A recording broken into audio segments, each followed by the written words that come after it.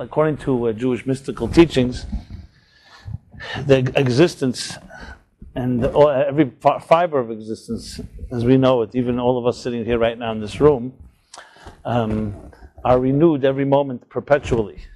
It's called the concept of perpetual renewal, which means even though on the surface level the universe seems sometimes inanimate or at times static and repetitive, in truth, beneath the surface there's a constant energy flow that is being renewed every given moment. Now this idea goes back thousands of years, and if you said it to anybody a century ago or 2 centuries ago, they'd either think you're a religious fanatic or just out of your mind. In general, since we're in the sports season, and it's always interesting. The word fanatic is really the root word for fan is short for fanatic. I don't know if you know this. And you never hear anybody say religious fans and sports fanatics, just as an aside. So, as I said, a century or two ago, people would think that something's the matter with you, saying that there is a force and energy that's constantly being renewed beneath the surface.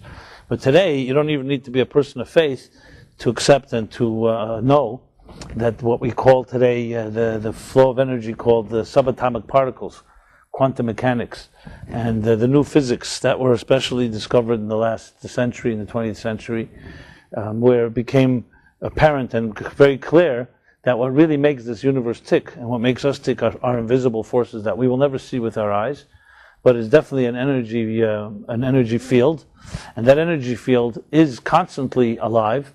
So even if you look at a room or look at a space where everything seems inanimate, it's not the case at all.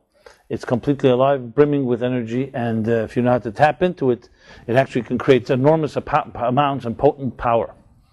So really confirming this mystical teaching that I just mentioned. And the simple lesson, of course, is, and I was referring to the faces, as I said, familiar faces, new faces, that in truth is we're always, all of us are being renewed every given moment. So the obvious and basic message of that is that never give up on yourself, that even if a moment ago or yesterday was not such a great day, the fact is that's on the surface level. But if you get beneath the surface, there's always new opportunities. And often we can become our own worst enemies when we give up, when we get resigned, or and then for any reason we feel that things are not working out, is because we get trapped by our habits and by routines. And when you understand that beneath it all, there are unrealized, untapped layers of reservoirs of energy, it really can rejuvenate somebody and give them hope even in trying circumstances. So that's just an aside.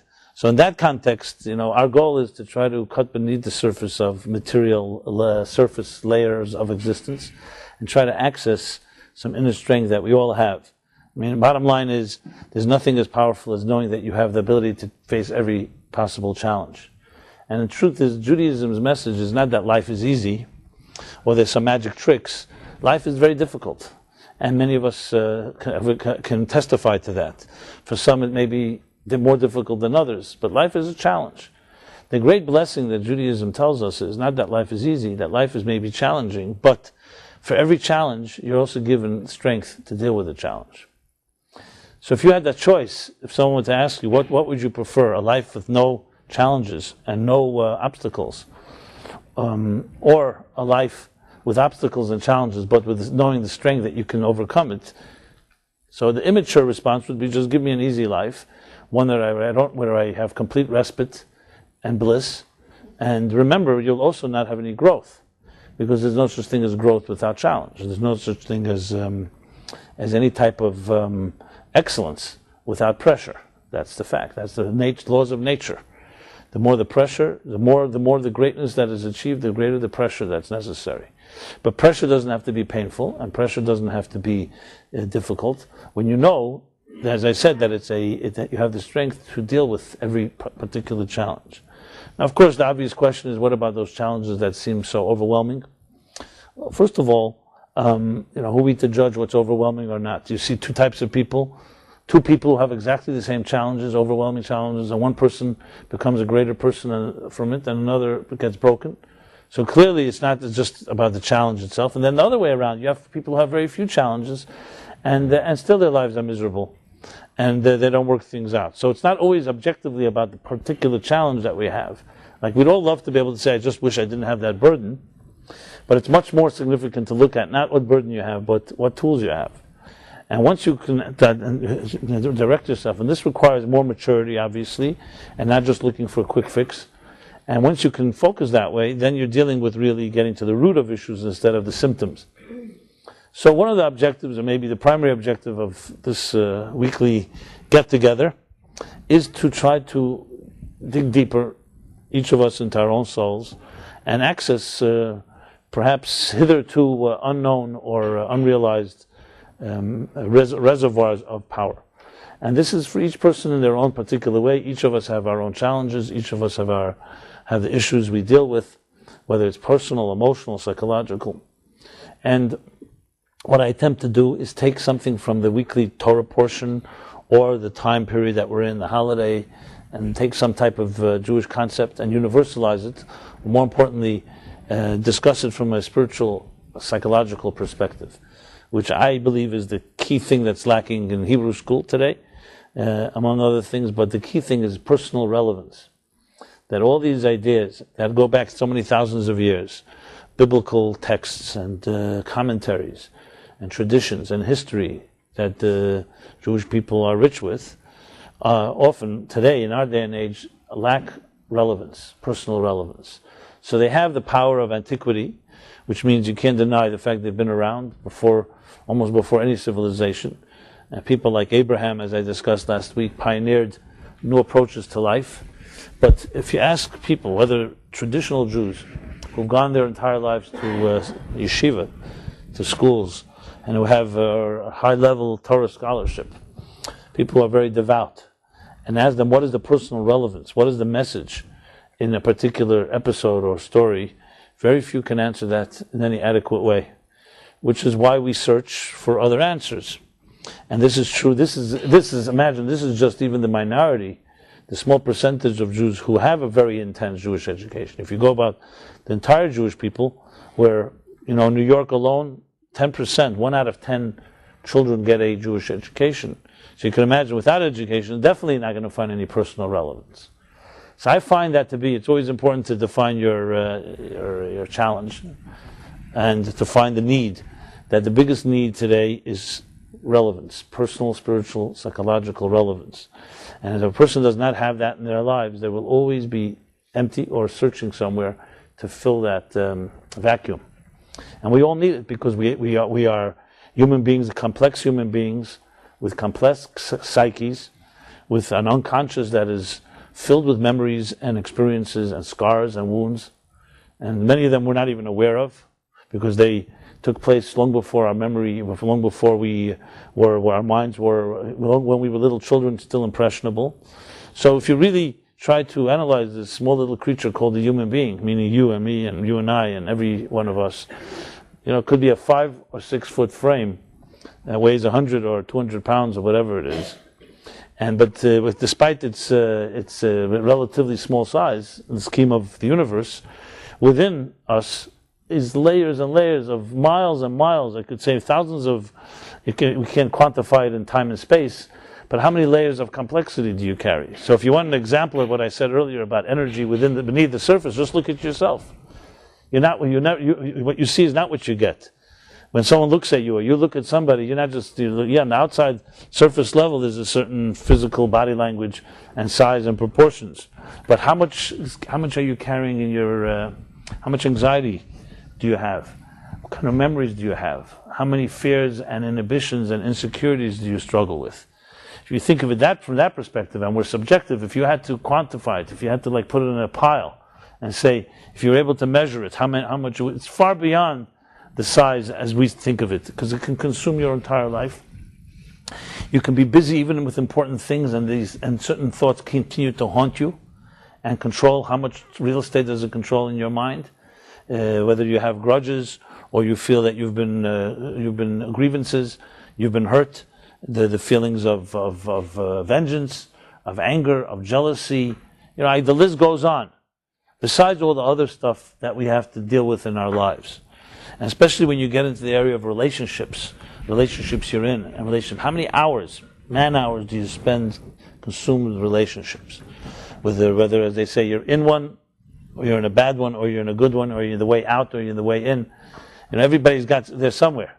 Nobody's neutral about this. Even if you're not in any relationship, that too is a choice, or at least a life situation, which also has to affect you. So when you deal with the complexity of the psyche, so even though the brain itself is the size of your palm, but this little size of your palm is the enormity of its impact on a human being is impossible even to estimate. And as I said, this is only what we know consciously. Now, of course, therapists are making a killing based on this little concept, because the amount of hours that we need to express ourselves and communicate and break the silence and stuff like that. Like one person once told me humorously that they've been in therapy for 30 years, and he tells me that the first 10 years just took to break the silence. And I said, how much does that cost? So he gave me a number to break the silence. Now, of course, it sounds humorous, but for a person who's struggling with it and is anguishing over it, obviously it's a serious part of our lives. Now, I hope none of what I said here is relevant to anybody in this room, because you're all innocent like little children, seamless, peaceful, right? Eleanor, how's it there? And I can't even see you. And don't struggle, but you may have friends or you may know people that do struggle in this way, so you can use some of these ideas perhaps to share with them. Or as that famous story that goes with the Rebbe Marash, is one of the great Rebbes. So someone came to him and said, Rebbe, I have a friend who has a serious problem, and he's ashamed to come to speak to you, so he sent me So the Rebbe looked at him and said to him, well, why did he have to expose himself to you? He could have come to me and say, I have a friend, you know.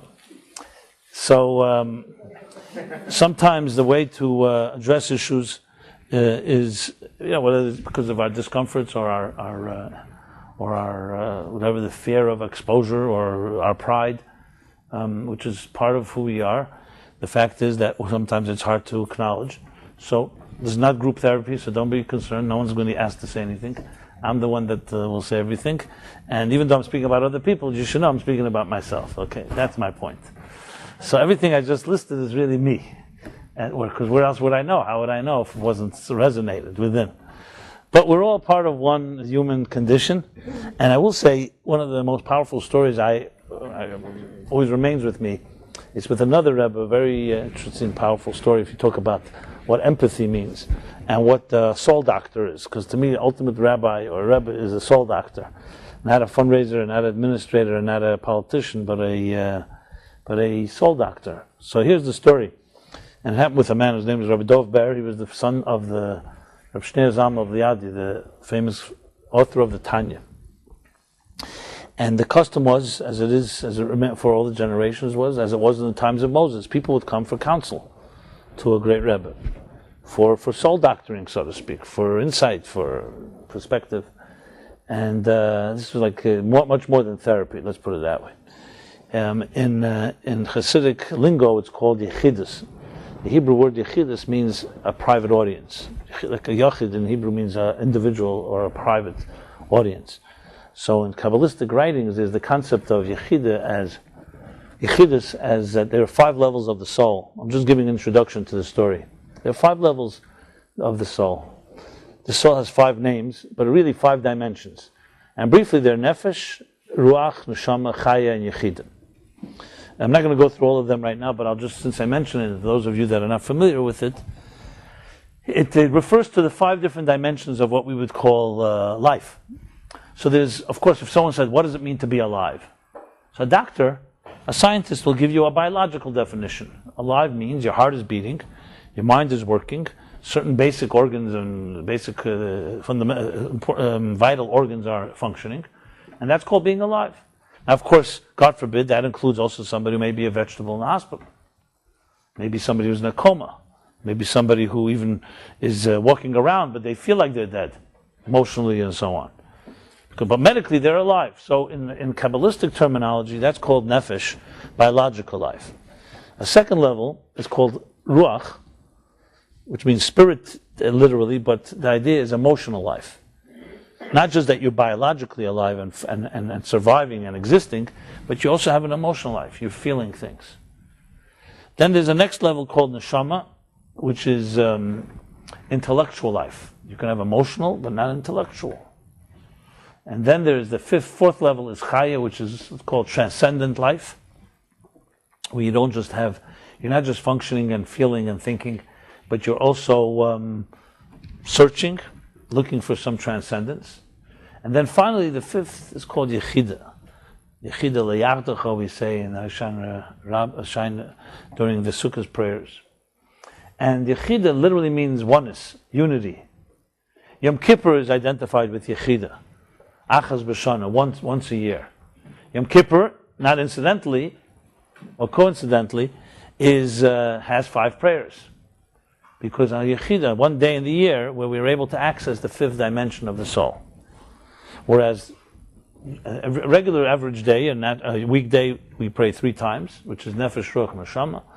On Shabbat and holidays, we have 4 prayers, a Musaf, which reaches the transcendent level, and on Yom Kippur, the 5th, one day a year.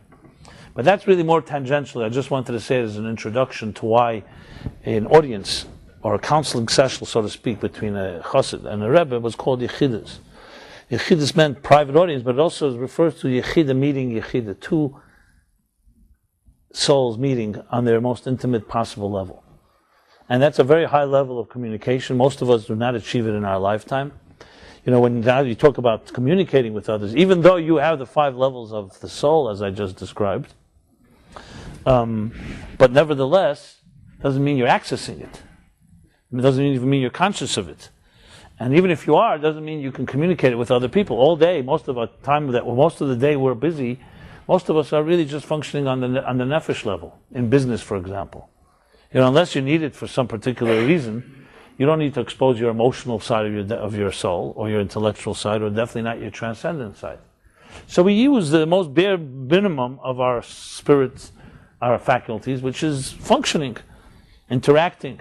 That doesn't mean you don't invest your mind and your heart in your business or something like that, but it's really mostly to survive. It's mostly to make ends meet. And that just shows you the tragedy of how much energy we're putting in just to be surviving in this world. When I say surviving, it doesn't mean you can make millions of dollars and still be on a survival level, because that's where your energy is functioning in a comfortable way in this material world. And how much time goes into developing the other 4 levels of the soul. That's why Yom Kippur is such a special day. So Yechidus was a special occasion where 2 people, one person would go into a Rebbe, like into Moshe Rabbeinu, and speak and bare their soul, and they're able to access and reach the Yechidah, the essence of the soul. So the story that I was going to say was this. So there was after one holiday season, different people came for the holidays. After the holidays came to, they made appointments to go see the Rebbe, and for a week after the holidays, the Rebbe would see people. Some spent 3 minutes, some spent 5, some 10 minutes, whatever was necessary. And people would go away with advice, with strength, with blessings that would last them the entire year. This was in Russia. So here goes the story. They were standing, of course, people coming to see this Rebbe that I mentioned, or Dov Ber that I mentioned, and things were going smoothly, relatively. And then at some point, one person left the room of the Rebbe. The Rebbe tells his assistant that I want to stop continuing. I want to pause, and I don't want to continue seeing anyone now for a little while. Which surprised the assistant somewhat, because the Rebbe usually just went through because people were waiting. But either the Rebbe was tired, or he needed something, he needed to do some other things, whatever it was. So fine, they thought it would last a little break, half hour. But anyway, it lasted all night, and the next day as well. And the assistant, the Gabbai, was listening to, and he hears from the room of the Rebbe, he hears a lot of sobbing. He hears that the Rebbe is crying very intensely. Obviously, he didn't go in to disturb, but he realized something was going on, and he didn't know what it was. So he told the people, look, I don't know how long it's going to be. The Rebbe has his whatever needs he has. And so people, of course, respectfully waited. And that was the story. Then at some point, he resumed receiving audience, the people. And everything after the whole season ended, and people went back home. The assistant was by the Rebbe, and he asked him, or I don't know exactly how it was initiated, and the conversation came around this issue, why the Rebbe had to take that break. And here's what he told him. The Rebbe said to his assistant, when people come see me, to discuss something that is very personal. And they ask me advice, sometimes extremely intimate matters, different issues. I can't give anybody advice unless I'm able to find a certain reflection of the same issue within my own soul. I'm not just dispensing advice because I know more than they do. I have to find what they're telling me within myself in some subtle way. And then when I look inside my own soul, my own psyche, and I can understand it and appreciate it and know a way to so-called help myself, I'm able to then advise them. There was an individual that came into me, and he shared with me something that was so shocking that for the life of me I could not find anywhere some type, even in the most subtle form, some example, even as a microcosm within my own soul.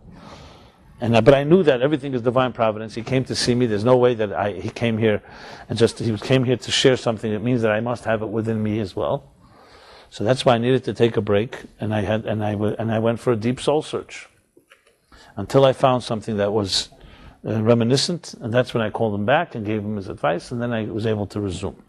Now, the reason this story always touched me so deeply is because you look around this world, how many people do you know that you can go to and that have such empathy? There are people that have compassion, have rahmanis, they have mercy, they have empathy, and they care. Even that is not common. But, hopefully everyone has one person like that in their lives. If they don't, that's of course quite sad, because I know some people that don't. Or maybe you do and you don't want to access them, or you don't even know that they really care about you as much as they really do. But the level of empathy of this story, that is completely not something that common at all. And that the sensitivity that this Rebbe had to understand this, it wasn't like someone demanded of him. He understood. If someone comes to me, it's not about me, the wise man on the pedestal, or the guy in the ivory tower that has it all figured out, I'm going to give solutions. It was like true Moses. Moses was the humblest man that walked on earth. Now we all know Moses is also the greatest man that walked on earth. So what, was he not aware of his own greatness? Now humility, you see, has nothing to do with awareness. In Hebrew there's a word called anov, and there's a word called shafal. Anov means a humble person. Shafal means a person of low self-esteem. They should never be confused. They're actually two different ends of the spectrum. They may look alike to an untrained eye. Like, if somebody defers, or somebody has restraint and is quiet, there can be quiet and restraint that coming from a person who has no self-esteem and they don't have the courage and the strength to say anything. They have no confidence. Or it could be coming from a person who has so much confidence and strength he doesn't have to always say something. And he's actually making a choice not to. So to the untrained eye, it may look the same thing. They're both being quiet. So the difference is, a shafal is somebody who simply does not believe in themselves. They don't know there are any qualities. And they constantly think that they're the worst possible person. They loathe themselves. And I'm going to get into the reasoning why. An anav, on the other hand, like Moses, anav, kol adam, it says, is a person who knows all his way. He knew very well that God chose him. He knew that he took the Jews out of Egypt. He knew that he was chosen to go onto Mount Sinai. Not that he wanted the job, mind you, but he was quite aware of his position. And when it came to times, he stood up for his position. But he never thought it was about him. That's the key thing. He never thought it was his strengths. He always knew that not keichev eitzim yadi, it wasn't his own. He wasn't a self-made man. It was God's strengths, and it was God that did the choosing, not him. And he said to himself, if someone else been given the same blessings as I, they would have done better than I. That is humility. Now, where the strength of such humility is another discussion. It's not really for the scope of this evening. But these are great people. These are people, not weak people. To have such strength requires more strength than a person who thinks they're self-made. Even though one may look much more pompous. So in this context, that this Rebbe had that sensitivity and understood that I'm here on this earth to help somebody. Not just me to help them, but they're also here to help me. So when someone comes to him, he looks into his own soul to see where he finds something similar. That is an unbelievable level of empathy. It actually goes counter to the whole Freudian model of psychotherapy, where there's almost a obsessive investment in detachment. And I'm not suggesting that a therapist should get attached. I mean, Freud talks about transference and counter-transference. And those that are really sophisticated know about counter-transference. It gets complicated. You start forgetting who you are.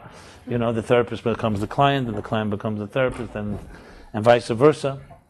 how many levels of countertransference you want to know? It can get, as I said, quite thorny. So there is all those ideas, but trust me, and that's again not for this discussion here. If you look at Torah psychology, it's far more sophisticated in its understanding, because it's not that when someone came to this Rebbe or someone came to Moses, they suddenly empathy meant that they broke down boundaries. Moses knew his boundaries. He knew who he could help and who he could not help, and he'd help people help themselves. So this is just about a level of empathy where you forget boundaries. But at the same time, is the ability to recognize that there is a profound a dialogue going on, and that when you want to heal another soul, you have to somewhat heal your own soul, because we're part of one entity. It's not just, you're the problem and I'm the solver. It's more complicated than that. As a matter of fact, it even says that the reason the students of the Arizal, this is written in the writings of the Arizal and his students, why the Arizal, Isaac Luria, the great mystic of the 16th century, who was a tzaddik by all counts, was a person who saw on Yom Kippur, he would say Al Chet. Al Chet is the vidu, what we say, that I don't like to use the word confession, because another religion has taken control of that word. But it's a form of accountability, let's put it this way. Accountability, acknowledging our faults and our iniquities. I'm avoiding the word sins and confession intentionally, as you can imagine, for many reasons. So his students wondered, why the Arizal? Why a tzaddik? It's one thing the rest of us need to say we have plenty to be accountable for. But a tzaddik, a person who's a righteous person, who we know, people knew that did not sin in his lifetime, or even if he did it at such subtle levels, definitely not those that are enumerated in what we say throughout Yom Kippur. Why would the Arizal and others say these prayers and beat their chest, which is the custom, lightly? So the answer, this is written in the writings of the Rabbi Chaim Vital, the student of the Arizal, that because all souls are connected, and especially a tzaddik soul like the Arizal has a part of every other soul within him. So there's no such thing as your problem is your problem and my problem is mine. If you have a problem, this person, we all have a problem. Because those that appreciate and understand, not as it is in our fragmented world, that all human beings are part of one larger organism, and they're all part of one we call Hashem Echad, one higher unity, then it's like all different organs in one body. Would you write off any part of your body, even one hair follicle or one cell? If you knew it was one body, even though there's 75 trillion cells in the body, I don't think, we know one mutant cell, God forbid, what kind of havoc it can wreak. So when it comes on that level, when you understand the unity of things, then every detail is part of the bigger picture. And the Arizal, therefore, Al-Chet that he was saying, not necessarily because he did it, but the human race did it, and therefore it affected him, and he was sensitive to that. Now I know we'll say, well, we have enough problems on my own before I start getting sensitive to other people's problems. But sometimes, there's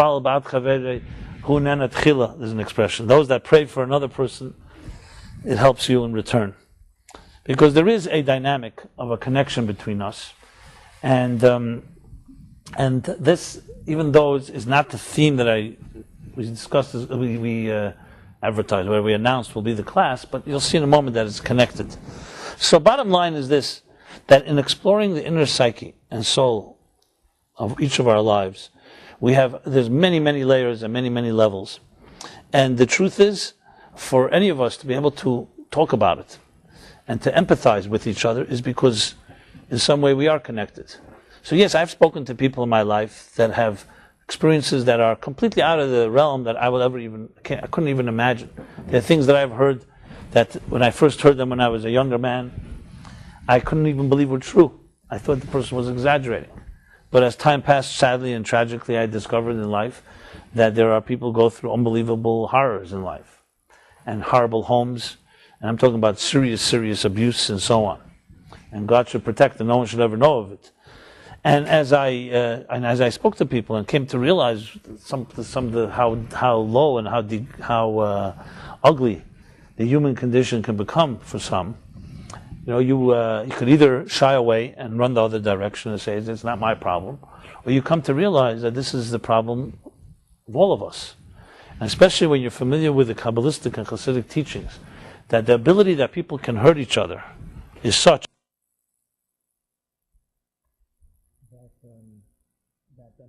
that this type of horrendous way that I'm not even describing an example, I don't want to go here, is because there's a potential for it, is because we live in an existence where God can feel His presence. And we don't feel that underlying need. So as I said before, the example, the Yerushalmi says this example, that all parts of one organism. Is it conceivable that a right hand will hit a left hand if it did something wrong if you knew it was the same body? No. As a matter of fact, it's an autoimmune disease, is the body rejects part of itself. It's one of the worst diseases possible. So, if we imagine if we all knew we were part of one large organism, that is not the message.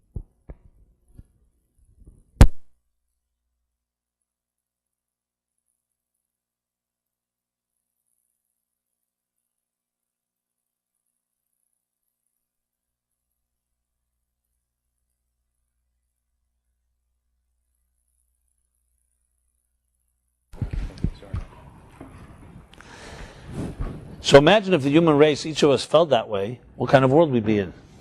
I mean, it's a fantasy. But you think about it, it's not really a fantasy because you have an example of it right now,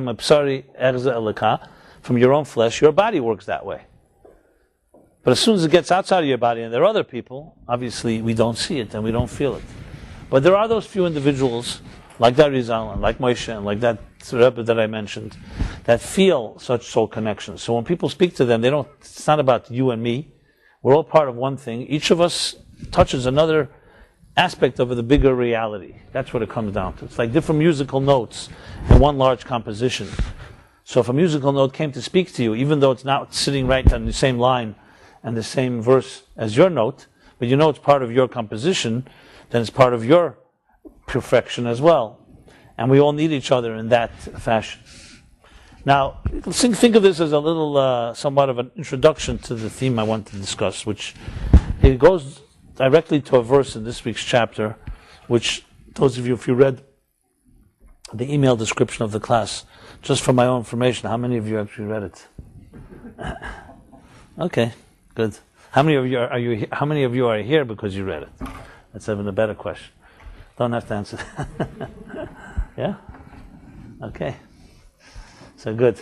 I mean, I just need to know, right? When I write these things, it's good to know if it has any benefit.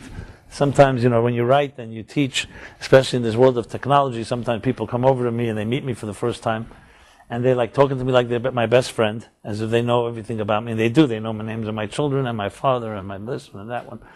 And then I realize, of course, that they've been listening either online or CDs or reading.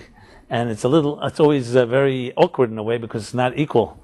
They know a lot more about me than I know about that person. So this, once upon a time when we didn't have technology, if I met you, you met me, and that was it. Today you can meet somebody and not vice versa, so to speak.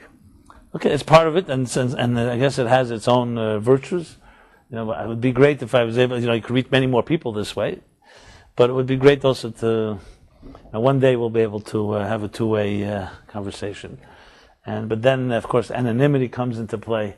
Some people would not come out of their shell if they had to announce themselves. Well, I don't have that luxury, so here I am, and I have to find more sophisticated methods to hide conceal my inner feeling. So we'll work on that. So in this week's chapter. As I said, I described it in the email. There's a verse. It's actually the famous story that everybody knows. Well, at least it's not the most famous biblical story, but it's quite famous, and it still goes down today. We don't use the word Sodom as the most cruel city. So in this case, it was a twin cities called Sodom and Gomorrah. So this chapter talks about how this cruel and wicked city finally comes to the point where they will be destroyed. And it actually begins earlier when the angels, who Abraham didn't know they were angels, but came to visit him, and one of them brought the message that God is going to destroy the city of Sodom. Now, it was relevant to Abraham because, besides that, it was relevant to him for the reasons I said earlier, as we'll see in a few minutes. Also, he had his nephew there. But it wasn't just that. As you see from the story, God says, will I conceal the fact that I'm going to destroy the city from my beloved Abraham? There's an actual verse that says that God considers concealing the fact. And we're actually told that God considered that. And God says, no, I won't conceal it. And that's when he tells them that he's going to destroy the city. Now what does Abraham do as a reaction? He goes and prays. He prays for these infidels, which is many lessons of its own, of Abraham's attitude. But you see, like I said earlier with the Rebbes and Moshe, true great people don't just pray for themselves. They don't just protect themselves. There's an expression called a tzaddik in pelts. You know, pelts is a very thick fur coat. So a tzaddik in pelts means a righteous person who protects himself with a very thick fur coat. So if it's cold outside, he makes sure he's warm. But it's considered not to be exactly a compliment. When you say a tzaddik in pelts, it means somebody that just takes care of themselves and no one else. What's the contrast? The contrast is somebody who lights a fireplace, which makes not only him warm, but everyone in the room becomes warm. So not to be a tzaddik in pelts, meaning don't just warm yourself, warm everyone, and you'll also be warm. But there's a thing called being selfish. Even in the spiritual realm, religious realm, people can be very selfish. Abraham was not in that category. Abraham heard that Sodom was going to be destroyed. So you'd think a man of faith, he should have been delighted. Finally, he's being vindicated. He's a man of virtue, and we always say the wicked prosper, and the righteous suffer. Finally, the wicked won't be prospering. He should have been, as I said, celebrating. Not only does he not celebrate, he actually goes and challenges God and says, you cannot destroy the city because maybe there are 50 tzaddikim, righteous people here. And it's a whole dialogue back and forth. I discussed this actually years ago also.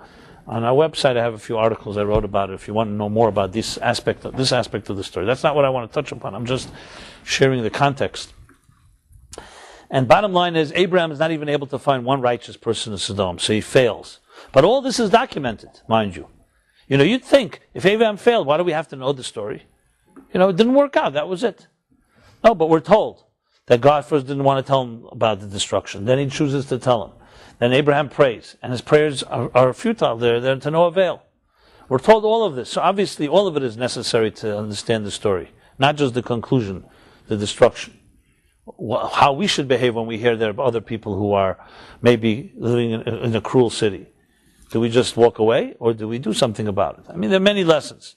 But the verse I want to touch upon, which happens to be a verse that is volumes, literally, volumes and volumes have been written about it in Kabbalistic and primarily Hasidic discourses, is when it comes to the words, and I'm just going to, let's find those words, where God finally decides to destroy the city. And this is how it's expressed. Here's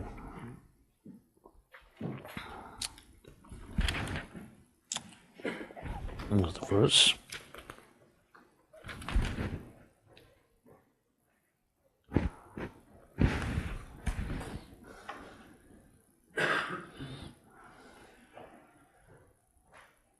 Okay. For those that are taking notes, it's 18:21, Genesis. So it goes like this, that after God says, I will reveal it to Abraham, So then it says, God says I hear a great outcry coming from the city of Sodom and Amorah. Their sins are very grave. And the outcry, as the commentaries explain, was from the victims. It was a city that was a depraved city, complete criminal, sexual depravity and other forms that were a complete corrupt city.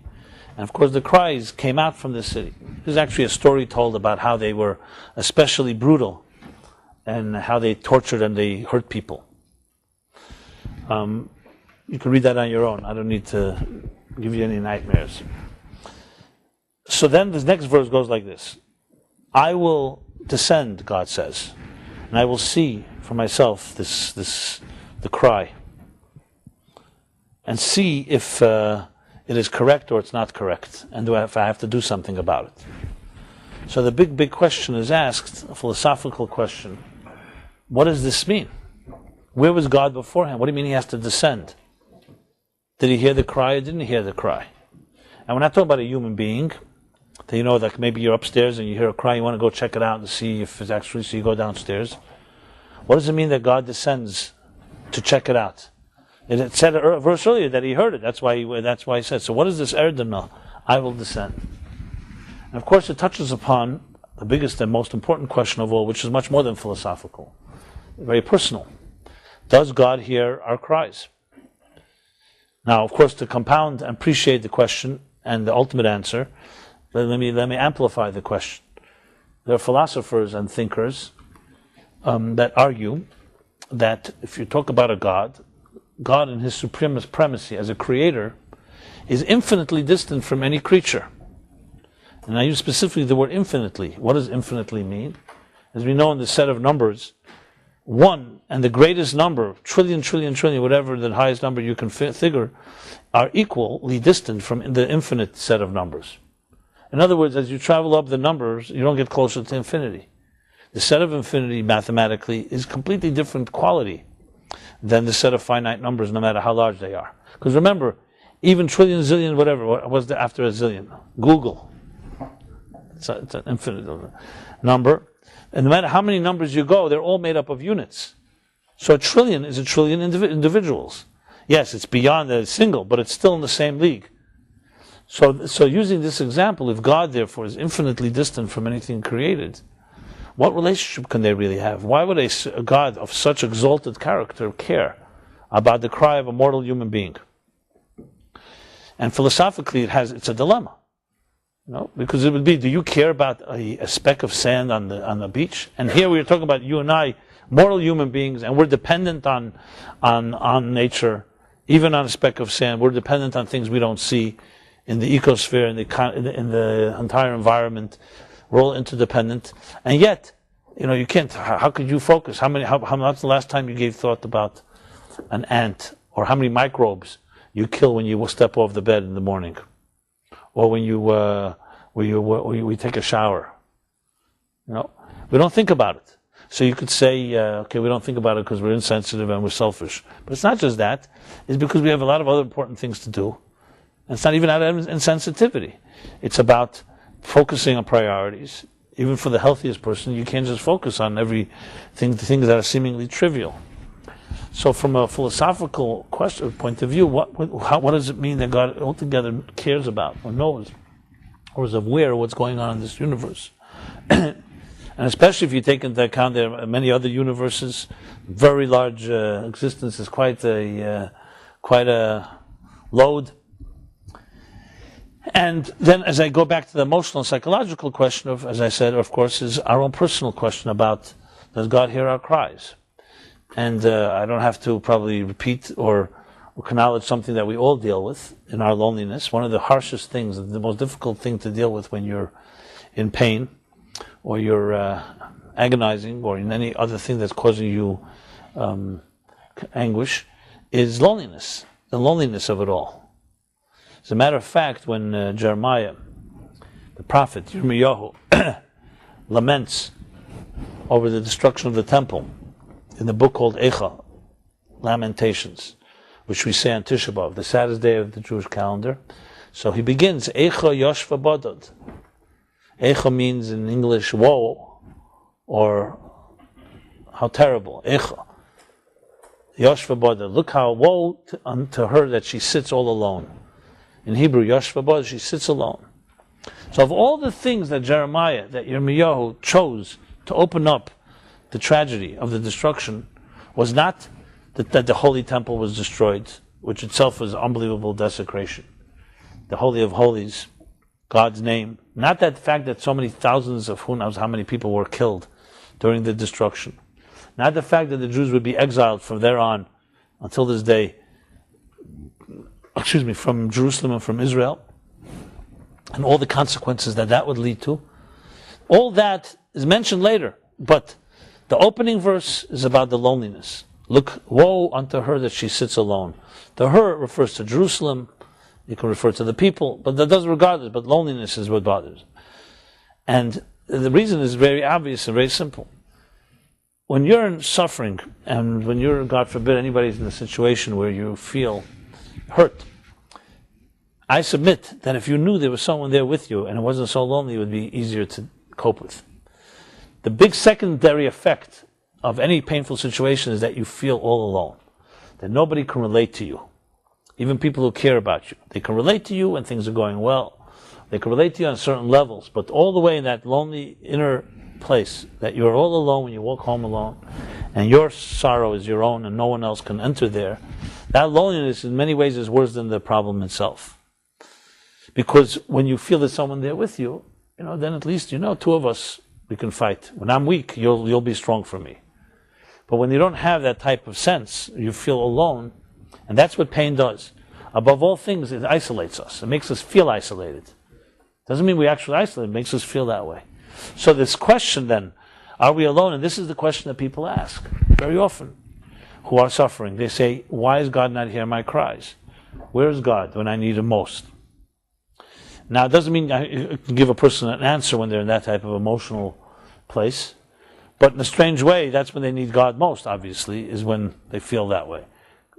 So, the question, therefore, this whole issue of God hearing our cries and God has to descend, had many, many ramifications, and that's what I would like to address. So, as I said, the Kabbalistic and Hasidic discourses discuss this concept, God's descent. What does it mean? So, first thing I have to begin as a small preface, that's called the anthropomorphic principle, which actually means that you cannot apply anthropomorphic principles. Anthropomorphism would mean that you apply human dimensions to God. So, Torah dibra b'lashon b'nei Adam. The Torah speaks in the language of a human being. It's metaphor. When it says God saw, God heard, God's eyes, God got angry, God descended, God went up. These are all examples, these are all simple metaphoric language for us to be able to relate to.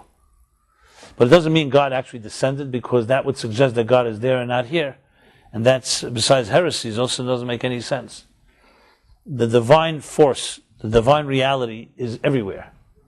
And it's within everything that exists. So there's no reason and no need to descend from one place to the next.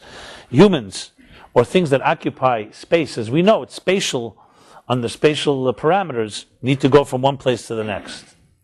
Things that do not occupy time and space don't have to travel that way. And yet then, so what does descend mean? What does it mean that God went, God heard, God descended in this context? So obviously, it's referring to it on a qualitative level. Not spatially, but conceptually. And just to give an example from our own selves. Let's say someone you love deeply comes to you in pain or need. They want to speak to you. But at that moment, you're distracted. You're busy with something else. Even good things. I'm not getting out whether you should or should not give them your attention, but for whatever reason, you're distracted. Maybe you're preoccupied with your own pain, with your own issues, or with your own joy. But then they shake you and they say, I need to speak to you. And then you begin to listen, and you begin to apply yourself. And when you finally do completely, what happened here? You're sitting in the same room with them. They're sitting right across you. A moment before you were not there, so to speak, for them, and now you are there. What happened? So you can't say a physical movement happened, because you didn't move spaces. You didn't they say come home, and you came home. You're right there with them. But conceptually speaking, qualitative speaking, there was a shift in your consciousness. Till now you were not aware of that person, or you're not aware of their issues, or they're aware that they need you, and now you are aware. So you can call that, I wouldn't call it necessarily a descent, but it is a form of descent that you have now descended to their space, to where they are. And to be even more specific about the word descend, think of it as a parent and a child. A child may stub his toe or her toe, or have another issue, which you as an adult know very well, it'll go away in a few minutes. But the child at that moment needs you. And you'll bend down, and you'll lift the child. But it's not just physically bending down, you descend your consciousness, your awareness of care is now applied to that person. So when we use the word descend here in this context, it's not about a physical descent, it's about a type of relationship, which only compounds the question in a way. Because then the question is this. Yes, okay, so we understand that God on his own doesn't need us. Or God on his own is completely beyond us. And yet he created us. And here we read that God, in certain situations, will descend, which means he will make himself part of our existence. He will choose to apply himself to us. So it's like in a relationship context. When people say, I feel you're distant from me, emotionally, you don't mean physical distance. You feel that even though they're right near you, that you don't feel they're there for you. So distance doesn't necessarily imply, actually, frankly, Physical distance is not even close to the pain of spiritual or emotional distance. Because there are people who could be thousands of miles away and they love each other and they speak to each other, or they just, that person is there with you. So yes, it's the only pain is you don't see them and you miss them. But they're there for you, and that in a second's notice they would do anything for you. What about a person who sits right near you or spends his time all the time with you and they're never there for you? That's far more distant. So the reason I'm elaborating is because the Torah really, for us to really appreciate these ideas, it's critical to go out of our regular mindsets, because we don't think like this. We usually think, we say someone distant, physical distance. Our natural tools that we gravitate to are always material and physical ones. But there's no way that you can really experience your soul if you're going to use physical tools. Because if you do that, bottom line, you could say, I don't even know if there's a soul because I can't see it, not under a microscope and not with binoculars and not with telescopes. The answer is, well, there's certain things you don't see with instruments. You have to use different instruments. You also don't see love. So how do I know that you love me? Well, if you open up your heart in a loving way, love understands love. Yes, if you think you're going to capture love in a basket or you're going to capture it in a photograph, it doesn't work that way. So it's all about the tools we use. So very much of this discussion, for us to be able to really ask the question, does God care? Does God feel us? Can we have a relationship with the divine and so on, is the most important thing is to discuss our tools. If you are limited, if your tools limit you, you will not be able to access certain things. It's just like you're not going to access a deep well under the ground by just using your fingernails and trying to dig it up. You need serious tools to dig deep, to finally discover the water from underground. Dig a well. It's all about tools. And if you want to know, most mistakes most of us make is not about our goals, not about aspirations. It's about the tools. We underestimate, or we don't understand what kind of tools you need to what you're gaining. So many people say, I know exactly what I want. And they may even know what they want. Where the mistake is they don't know what tools you need to get there. So it's not just knowing what your objectives are. Everyone has objectives in life. It's also matching the objectives with the tools you're using. So if someone says, I'd love to reach these and these vistas and climb to great spiritual heights, what tools are you using? And often we don't look at our tools, because our tools themselves, we deceive ourselves into thinking, hey, I think I've got the tools. And sometimes your dreams blind you from seeing that 1 second. Are you realistic? That can you actually achieve that? I'll just give you an example, just to drive the point home, and then I'll go back to this theme. After my book was published, Toward a Meaningful Life, so as an author and a published author by a major publisher, so I became the stop for many aspiring authors to get advice. How do you get published? And that's when I discovered that in this country called America, where there's 300 million people, there are around 300 million aspiring authors. Except, of course, the children that are not yet, let's put it this way, their egos have not developed, or they're not yet aware of their talents to that extent. Now, I didn't meet the 300 million, but I met enough to see that the statistics are pretty much everybody's got a book inside of them. Now, some people know they're not going to write it. They're someone else. They're just not writers. They're not communicators. Some people don't want to communicate. Some people would prefer not, their story is not told, actually, which, of course, makes the story even more interesting. So I became a type of advisor. And anyone I was able to help, I did. And I can tell you, this is now 15 years. Of the hundreds and hundreds of people that I advised, not one ended up getting published. So you think the problem is with me. They should go to a different advisor. No, I know they went to others as well. Now, I'm not afraid of looking at myself. Maybe I am the problem, but it was not me. And I realized the reason why, because they could not come to the terms of what tools you need to write a book. They may have had the story, and everybody thinks they have the most important story. I'm not going to get into the issues whether it's true or not. But the tools necessary, that was what nobody was able to climb that hill. And I saw it vividly, because I saw where they got stuck in writing a proposal. Like, basically, just to give you a quick summary, a book proposal, which is, besides the fact that you're not going to get a deal with any publisher or agent without one, is also good for you to focus and determine, it's like a business plan. So a book proposal, you need to write, number one is, what need does this book fill? The second is, who's your target audience?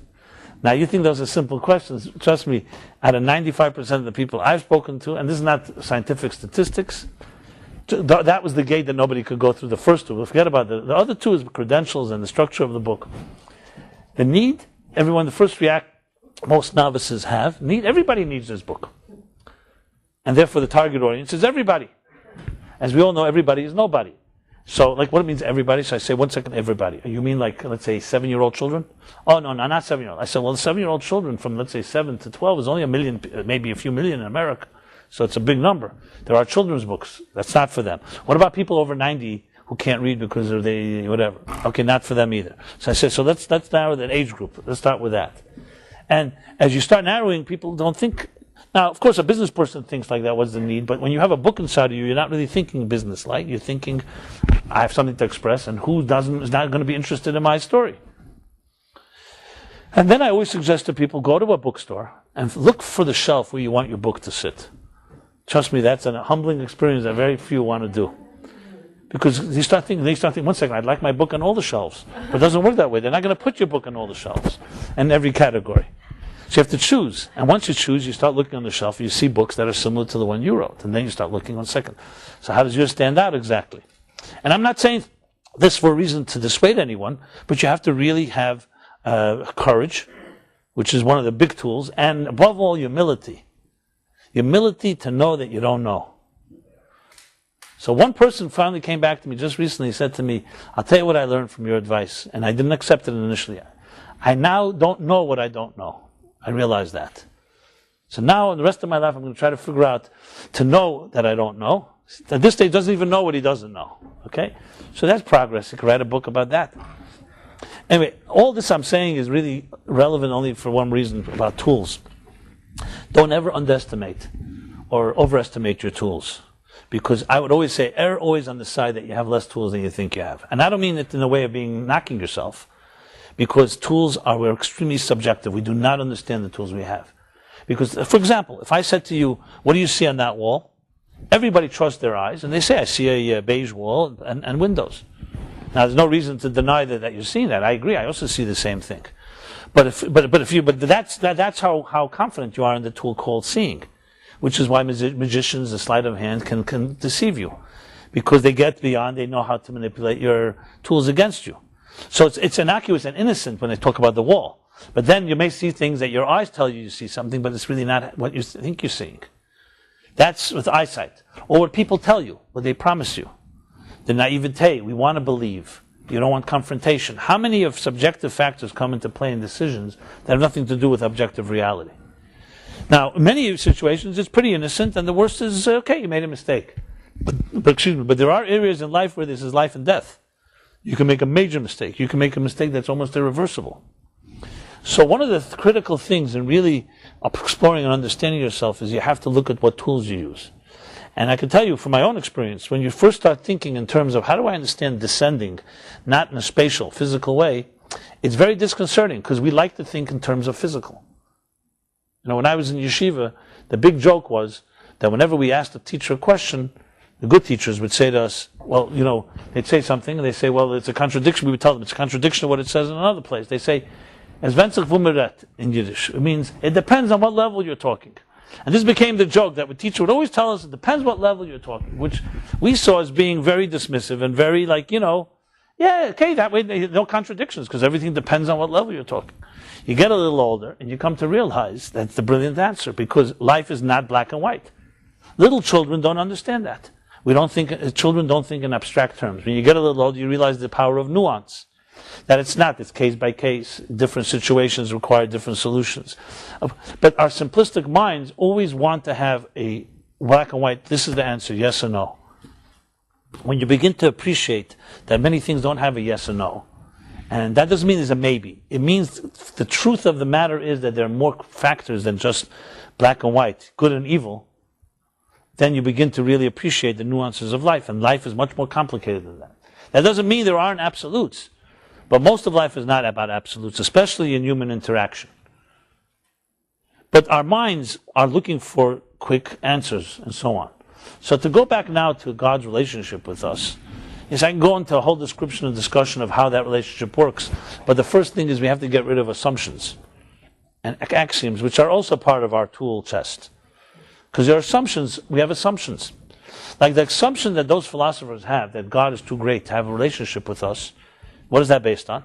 If you really think about it, how do they know that? Well, it's based on yourself.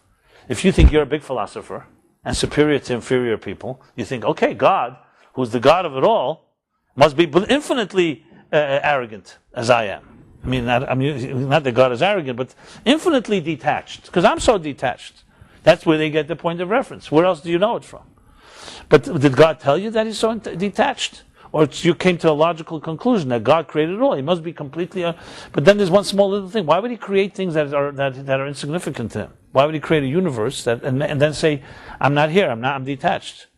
So that already is an area a philosopher can't answer because it has no clue why. The truth is, if you really think of it from a philosophical point of view, God should never have created this universe. He should have created other gods that are similar to God that can compete with him. Why we create mortals that die and erode and all the flaws that we have? It doesn't seem like that doesn't seem like a relationship.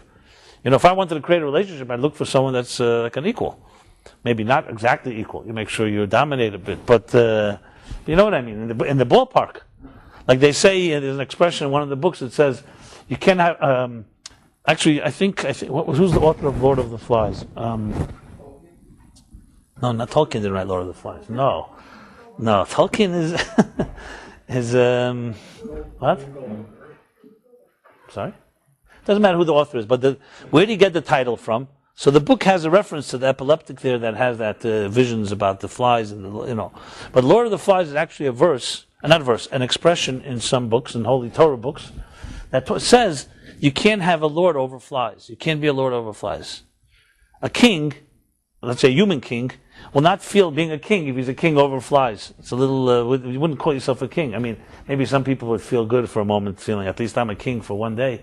All the flies listen to me.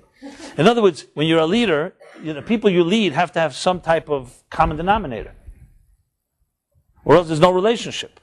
So you may be the leader. You know, we always have that. What do we call it? The Jewish IQ quiz. The question that's asked is: the king of the fools, is he a bigger fool than the fools, or is he a greater, or is he a smaller fool than all the other fools? You can debate that all night, and it's one of those that don't have an answer, just for the record. So don't feel bad if you don't find an answer, because it depends what you're talking about. You could argue the king's the king of the fools; he must be smarter than all of them. That's why he got himself to be king. Or you could say, well, since they're all fools, obviously the biggest fool is going to be the king of the fools.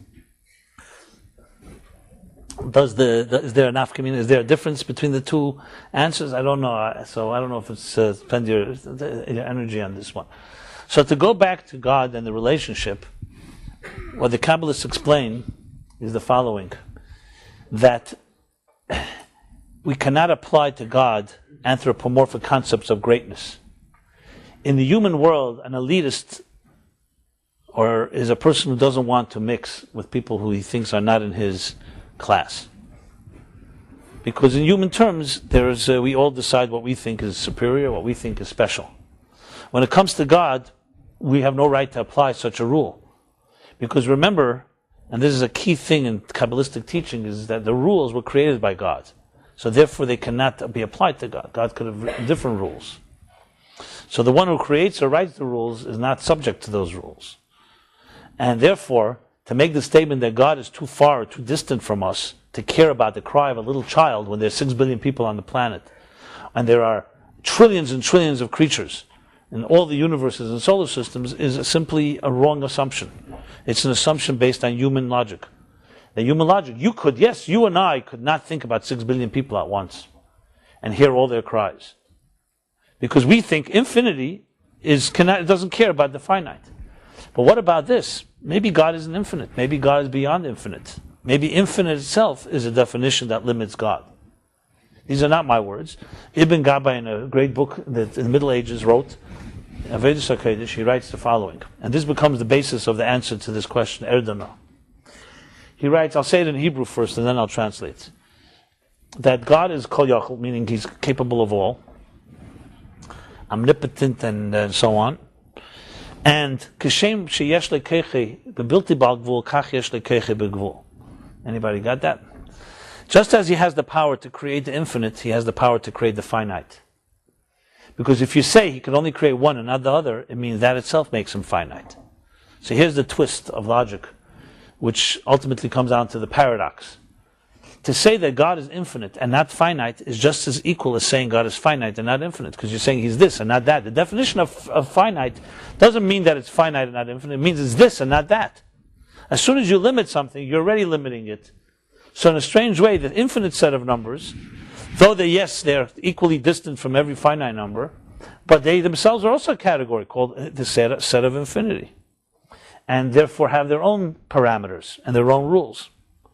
So therefore, when you talk about God, God is neither finite or infinite, and therefore you cannot apply this rule that the small little things don't matter that much. Only for great things that are defined by their greatness does something small not matter. However, it requires a process. And this is where Kabbalah comes and explains the bridge, called the cosmic bridge, a cosmic order. It's called Seder Shtalshlus, where God essentially created a system of building blocks that allow an existence of God that is so beyond anything we can imagine, have a relationship with us. And that's exactly why God created it. So to go and apply our logic that it's so distant is not at all accurate. There is a true relationship, but that relationship has to be built by us, and it has to be like a bridge. We have to climb it. We have to climb the ladder and do so in a step-by-step way. So what this verse is saying is the following. There's a dimension in the divine that is beyond existence. And that dimension, yes, can be detached. And though it may hear a cry or two, it remains detached because it's beyond it all. But there's a deeper dimension of the divine that cares. And for God to, so to speak, manifest on that level, requires a certain descent. The descent is that God has to in some way manifest in an order that has a relationship with us. Now here may not be again the place to go into this whole discussion, and I can refer you to certain places where I elaborate on it, but I will say that if you have my book Toward a Meaningful Life, there's a chapter called Unity that discusses this in very palatable terms. And the example given, and this is really also a great example for relationships between us, between each other, is the following. Think of a teacher who has a brilliant mind and wants to convey and share those ideas with someone, with a student he cares about. So of course, being that the student is a beginner, you can't just expect the student to begin to understand it all. So the teacher has to in some way conceal and condense and contract his mind. If the teacher would just begin to say everything that's on his mind, it would overwhelm any student, especially a beginner. So the teacher does is conceals it all. Conceal in order to reveal is what we call it, which is really the art of true communication. Not to conceal just to conceal, not because you're hiding something, but it's the art of knowing how to transmit and spoon feed, so to speak. It's also the art of love, by the way. And by the way, because love is also transmission. That love doesn't just mean you're willing to love somebody, or you care about them. Love also means that you're willing to understand that your parameters and the person, your beloved's parameters, may not be the same. So love is also the wisdom and restraint of knowing how much, how little, when you need space, when you need to be intimate and close, and when you need to be somewhat, I want to say distant, but apart. And that apart is not because of anger or because of bad feelings. Apart is because of respecting the space of individuals. Love is something we grow. Just like the teacher is not concealing and restraining ideas just to restrain, is because the student has to acclimate himself or herself, and as the containers of the student expand and begin to understand the first ideas and the metaphors, then you grow and you move from there to the next level, where you continue, the transmission continues to flow, the containers that receive the transmission continue to expand, and one day the teacher and the student can understand exactly what the teacher meant and reach brilliance and even beyond the teacher, the original teacher. This is an art. And it's really ultimately the best metaphor used in how we develop a relationship with God. So when Moses said to God, show me your face, show me your glory, Moses wanted to be able to have a relationship with God face to face. And God said, you're not ready for that yet. You cannot see me and live. I've discussed last week in other classes about what that means. The point I'm trying to make is that the goal is, yes, we can ultimately see and become one and connected to the divine itself. Because remember what the Bible says.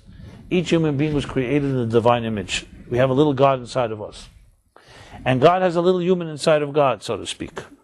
Because we're all part of one entity. Obviously, one is God and one is the creator, one is the creature. But it's a relationship and a partnership. And the exhilarating and the beautiful part of it is that it's up to us to build this relationship. That's why we have prayer. That's why we can have chutzpah. That's why we can have a dialogue with God. The myth that God is the giver and we're the receivers, which there's a truth to that God, of course, blesses. But the myth that it's a one-way street, that God is the one that's doing all the giving and we're doing all the taking or receiving is not true. The expression is we're a partnership. God provides the resources, the blessings, but we develop them. And like in any business, the one who provides is like the one who provides the cash, the other one provides the service. So it's a partnership. And this partnership is an equal partnership, and God, that's exactly what God chose.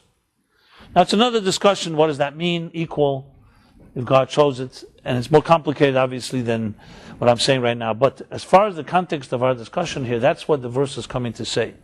That absolutely God hears our cries. And it's critical that we know that. That's why it's expressed. You could have said, why does God say God had to descend? Could have said, God heard the cries and did what he had to do to Sodom.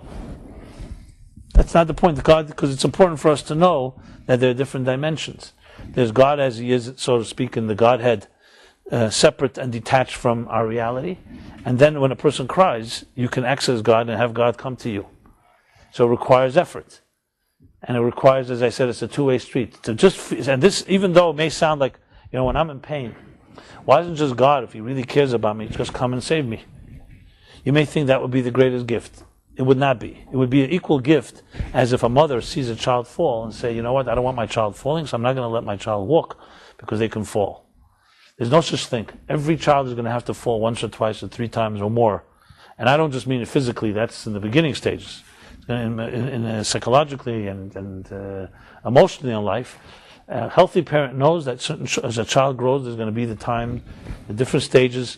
Many times you have to cut the umbilical cord, and you have to let your child make his or her mistakes. It's not easy for a parent to see, and obviously if you can prevent it, great, but to prevent it at the expense of compromising the independence of the child, at whatever age, that is much worse than the mistake. Because then you clip their wings. And many people, in the name of love and care and concern, have hurt very deeply their children. And people, it's not just children, it can be also adults. In the name of love, we can hurt each other with good intentions. Besides the fact, maybe it's your insecurity. Not really, you're projecting it upon your child or upon the person you love. But even if it wasn't, every person have to go at their pace. Now, it needs wisdom to determine when you intervene, when you don't. This does not mean if you see a child, God forbid, a little child crossing the street, you don't say, let them learn from their mistakes. God forbid. But there are situations, everything has to be measured. But if a child's at home and you see a child standing up for the first time, and they fall, and they cry even, what you do is, you say, I'm here for you, but come. You stay a few feet away, you make sure the child has the confidence, knowing that you're there to pick them up when necessary. But you intentionally don't touch them. So that type of dance, so to speak, is similar to what I described earlier, how a teacher transmits information. You conceal while you reveal, and you reveal while you conceal. You're doing it all in the way to allow a person the dignity of being able to make choices. So yes, it would have been very appealing, and very, what's the word I want to use? Appealing is good enough. For God to say, my children are hurting, and I have to come and intervene. But that would undermine ultimately who we are. Now you could say, why does God have sometimes more compassion than others? Again, these are some mysteries that I don't have answers for. But it's a relationship, and God says, yes, I do have to descend. And for me to descend, I need you to cry out. Now crying out, remember, is not just about making you feel bad and cry. It means you're making an effort. It means you're aware that there's a problem. What about all of us that go into such denial? And our pride and our toughness is so strong we don't even want to cry. So where is God then? God says, you're not even open to cry? You can't even open yourself up like that? So what do you want me to do? How can I enter? You don't want to acknowledge that you need to cry. So the idea of breaking silence, of crying, should not be underestimated. It is itself a call. Why did God create us with the ability to cry? The same reason God created us with the ability to feel pain. You'd say, why do we need to feel pain? Well, if you didn't feel pain, you wouldn't have a warning that there's a problem. God forbid someone's nerves are severed and they don't feel pain. It's not exactly a blessing. That's why that doctor was so excited when he saw the stroke patient who, after months and months, wasn't feeling anything, suddenly started yelling, "Why are you pricking me with a pin?" And the doctor kept laughing. He said, "Because you haven't been feeling it for 4 months, So now you're feeling it, we're in good shape." Now obviously then the intention is not to cause pain. But the idea is that we are in a world where we are given signals. If a person did not have the ability to cry, you know what it would be like? It would be like a kettle. A boiling kettle with boiling hot water that has no spout. You know what happens? So with a kettle it explodes. And with a human being, it's what we call, it implodes. A person that does not have the release of tears, and I mean tears, I don't just mean actual crying, it means also expression, some way to be able to say, I need something, I'm in pain, I need help, or whatever it is. That is a spout. It's like saying there's a problem and I need to release. And people who don't know how to do that, or I've experienced also people who've been told by their abusive parents, you don't cry in this house, only babies cry. I remember meeting a guy, told me, I remember, after we talked, I saw how much pain he was in. And I asked him, when's the last time you cried? He said to me, 40 years ago. And he remembers his father telling him, only babies cry, you never cry in this house again. Which in many ways was even worse than the reason he cried. Because that means you're not even given the validation. That maybe, validation. That's why they say the silence is worse than the rape. Because then you don't even have the validation, the dignity to say, I was hurt, I was violated, I'm in pain. So though nobody likes to be in pain and nobody likes to cry out, but when you're in a situation like that, it's better to do it than not to, because it doesn't go away. What happens is the body, as they say, body carries messages. The fact that our bodies become tense, it's like knots, and there's even physically, people can feel it. Sometimes you touch somebody and they get stiff, is because there's knots inside of them, and knots can be developed over years and years of restraining feelings, of withholding, of being tough. So on the outside you're very tough, but on the inside, the only way is through imploding. So God says, you cry and I descend. That's how relationships work. And in the Kabbalistic construct, as I said, of the cosmic order, they describe that this really refers to what's called the world of Atzilus. This is called the world where the divine manifests in, we call it a human structure. So we say, for example, in the prophecy of Ezekiel, he says that he sees K'dmus Mara Adam. He sees sitting on the throne. He sees like an image of a human being. Similar to what we read in the beginning of the Bible, Genesis, it says God created the human in divine image. What does a divine image look like exactly? Abraham Joshua Heschel would challenge his students in opening classes that he would say, where's the only place in the Torah where God defied his cardinal sin? And he would say, the second commandment says, do not create anything in the image of God. God defied that by creating a human being in the divine image. So that's a conundrum you could think about. But practically, however you interpret it, the fact is God says in the Bible more than once, Selam Aleichem. So the Kabbalists, which is really the only way to understand it, because you cannot apply human terms to God, use this verse to explain it, that this is how God descends. Because you could say, well, God is so infinitely distant, even infinite from infinite, which only makes him more distant. What kind of, yes, it's true that God, in his own infinite wisdom, is able to care about every detail, which is something hard for us to understand, how something so great, because we don't relate to something like that. As I said, for us it's inconceivable that one person can care about 6 billion people. Not because we're insensitive, because it's simply not possible. It's unfathomable. So you can say, okay, God is able to do that, but what's the process by which he does it that we can relate to? That's the challenge. So the Kabbalists lay out and say that this divine image is the first step. That's the Erdonal. God descends and creates an image that has divine features. And you could say basically it's half divine and half human in a way. So obviously not physically speaking. It has divine elements. So for example, let's take the faculties of the human being. We have, you may be familiar with the 10 spheres.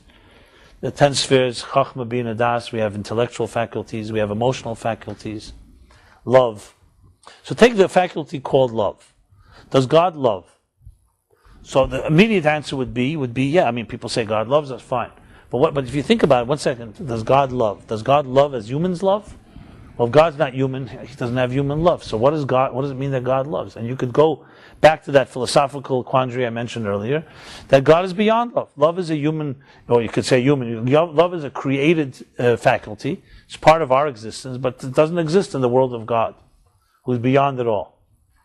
So the Kabbalists say, no, God descends into the level of love, which means that in order to create the universe, God said, love comes from within me. So though you could say God is not love, meaning, I'm sorry, you could say God is love, but you can't say love is God. It's like saying God occupies this entire space of existence, but existence doesn't equal God.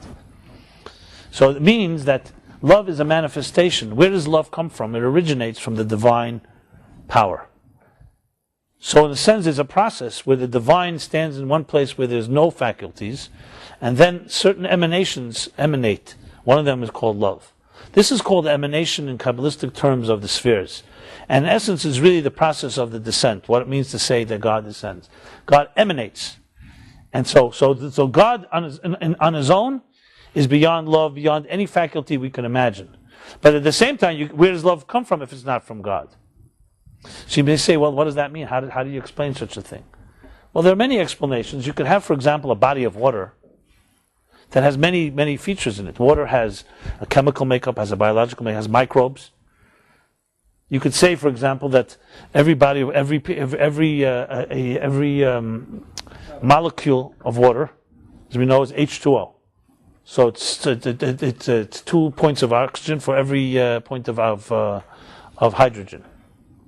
I'm sorry, 2 points of hydrogen for every point of oxygen. So it's made up of these components. So even though we call it water, water can still have many emanations, many things that come out of it.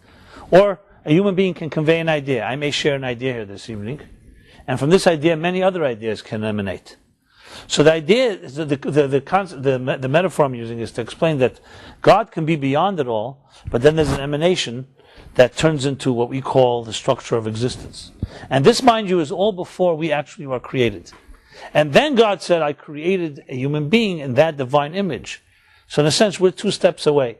God manifests and descends in an image that later becomes the template and the model for which we can relate to. So in the Kabbalistic structure of things, the way we develop the relationships is we climb the steps, first from our lowest at the low end to the point of relating to the divine image, and then from there we move on to the next dimension. Now I know maybe this last few 10 minutes of discussion may have been over the heads of some of you, and maybe my transmission skills of revealing and concealing were not at perfection here. But on the other hand, there's also always a reason to always speak a little above people's heads as well, including my own. So in the spirit of being all one here, I may not have understood what I just said myself, so don't feel bad. I remember I wasn't there, but someone told me they were at a lecture and a guy was talking for 3 hours, and afterwards, and he said he was a pretty brilliant guy. The guy who told this to me, a scholar. So I said, so what did he say? He said, I don't understand a word. So I said, what happened? So he said, everybody was walking out. I said, did you understand what he said? No, it was so deep, nobody understood it. So we also have that. That's also a problem. And the question then is, maybe it was nothing. He was like the emperor with no clothes. If nobody understood it, then... So hopefully what I said, at least till now, before, that makes some sense. But the truth is, what I touched upon, the reason that it was maybe a little dense was because I didn't elaborate enough. But it's something that can be understood. And maybe I'll talk about it next week more at length, because that we don't have all night here. Maybe I do. I don't know about you. I don't know your curfew. But the point I wanted to make is that it's critical to understand that to answer the question that God does hear our cries. But it's a complicated process. And it's very much connected to how we open up our own channels. Because as I went back to what I said earlier, you cannot have a relationship with God if it's only on your terms. You're going to have to expand your horizons. You have to refine your tools. But that doesn't mean you do all the work is on your end. It's a two-way street. So God descends and we ascend. And we meet halfway. And this, in essence, what I said to you is right now, is the essence of all mystical teaching. It's the process of how those two come together. How that so-called like the translator that bridges the two languages, the human language and the divine. And there is a place, and that's the place called Atzilus, where God descends, where God manifests in a structure that is very similar to our universe, but it is essentially, you can think of it as an archetype of our universe. It's the quintessential perfect form of what our existence is like. So think of it this way. God, before that descent, is beyond all these faculties, has it all within him, but they're not conscious or they're not manifest. Then God manifests in, let's say, a thing called love. But the way divine love looks is its perfect form. It's pristine, innocent, quintessential, as I mentioned. Then that love evolves further, ends up being a love that we experience in our material world, which is flawed, subjective, could be selfish. We see how love is. Love can be very beautiful. It could also be very ugly. It can be very destructive.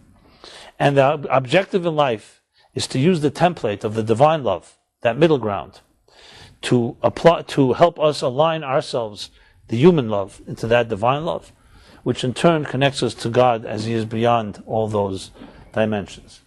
So, more elaboration on this will require more discussion and more reading. If you want to pursue this, I highly suggest reading the chapter on unity and Torah meaning for life. That's one place. And if you email me, I'll be happy to send a few articles that I've actually written on this particular topic of how this process works. So I'm only laying the seed here, but we'll discuss this more, as I said, next week, in the coming weeks. But on a conclusive note, especially relevant to our personal lives, the key thing beyond the esoteric and the mystical and the dense stuff is really, in a sense, a simple message. And that is that God does care. However, if you lock yourself up in loneliness and don't let anybody in, including God, you're basically becoming your own worst enemy. So, as strange as it may sound, in the times that we feel most we want to be alone, is the time that you need actually to open up. Maybe not necessarily to another person who you may not want in your life at that point, but definitely to God. That's when we need it most. But it's the single hardest time because you feel so isolated. So this whole idea of God hearing our tears is, like, as I said, a two-way street. And it means that, yes, in the most darkest of moments, you can access the greatest of strengths. And this isn't just some theory. I have seen it in my own life. I've seen it in people's lives who have suffered greatly. Thank God I have not suffered greatly compared to others. But I've seen people who have tremendous losses, impossible even to imagine how they would ever bounce back. And time and again, you always hear the same thing from people like that. I had two choices. I could sink or swim. I'll give up or I dig deeper. And it always comes down to a deeper understanding, doesn't mean they have an answer, but some deeper access of energy that most people will say is inexplicable. They don't know where it came from. Just like Holocaust survivors rebuild their lives. Very hard to imagine and explain. But it means that there's something there. There's that classic greeting card or whatever it is about those two sets of footprints on the sand, which just reflect a person's whole life. And God is the second set of footprints walking along you. And then as the person looks and sees those segments in life when there was most pain and most suffering, they only see one set of footprints. So the person says to God, why, when I needed you most, were you not there? You walk alongside me in good times. What about the difficult times? So God's response is, well, in those times I was carrying you. Meaning the one set of footsteps is not yours, that's God's set, and you are being lifted. But you don't know it at the time, and you don't feel it. And this does not answer pain or suffering. That's not the discussion here, why things happen. It just says that when it does happen, we don't ask why, we ask what we can do about it. And what you can do about it, there's a deeper dimension. And that's really what God's message here is. Sodom was a cruel city. We live in a cruel world ourselves, and sometimes it's more cruel than others. There are many beautiful things, but there are times that we see really not beautiful things. And God is trying to give us a blueprint and tell us it's happened before, and I have a relationship, but it takes effort. Because for me, I have to come down there. And for you, you have to cry. And you have to reach. And then when we join, we can resolve things. And the fact is that now it's almost 4,000 years since this verse took place. and we're here to talk about it. So there must be something in this to think about. So I want to bless everybody. They should not have to ever rely on these type of strengths, and we should be able to get by without having to go there. But life, as we know, throws its curveballs. Everybody's got their challenge. So so the verse also, of course, applies even to those of us that are living very happy lives. That doesn't mean that we don't have a way to go in growing and connecting, as I said, to the divine image of things, because no matter how beautiful your life may be, there are many greater horizons to conquer. And this one little verse tells us about that interface, the Erdena interface between the divine and the human. And on that note, I want to wish everybody a very good week. I want to also say this class is especially dedicated to a young boy named Binyamin Ben Mendel, who is actually undergoing, right, as we speak, right, an emergency surgery. So I guess this class dedicated to him while it's happening can only be a source of blessing. And so I think this theme that I just discussed definitely applies to this particular situation. Should be very well. And I will also say that Philip will not be giving his class tomorrow night, only tomorrow night. Next Thursday he will be. And I will continue in the class next Wednesday night. And those of you that are not getting the weekly emails, I send out a weekly email, so if you haven't left your email address, please do so. And I will be happy to send my weekly and any updates.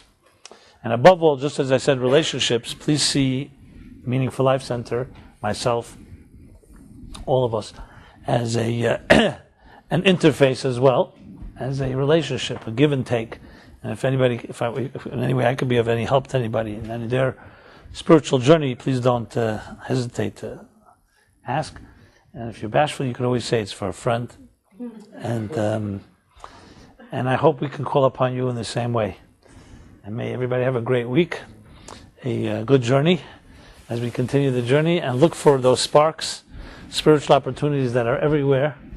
And above all, even in sometimes the darkest moments, you have the greatest opportunities of all. So everyone have a very pleasant evening. Thank you so much.